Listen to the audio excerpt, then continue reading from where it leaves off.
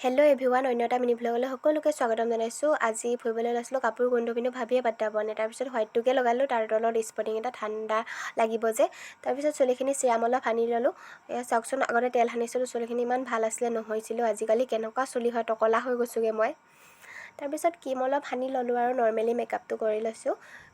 এয়া ধুলীয়াটো সানি লৈছোঁ, অইলি স্কিন যে, নহ'লে অইলি লাগিব। লিপষ্টিকটো চালোঁ, লিপষ্টিকো নাইকিয়াই হ'বলৈ হ'ল আৰু এটা খৰচ বাঢ়িলে আৰু মোৰ।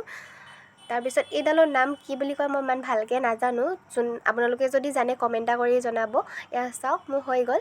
এয়া ফাইনেলি লুকটো ওলাই গ'ল, কেনেকুৱা লাগিছে কমেণ্ট এটা কৰি জনাব দেই। তাৰপিছতে বা আহি ওলাই গ'ল, আমি ফুৰিবলৈ গৈ আছোঁ।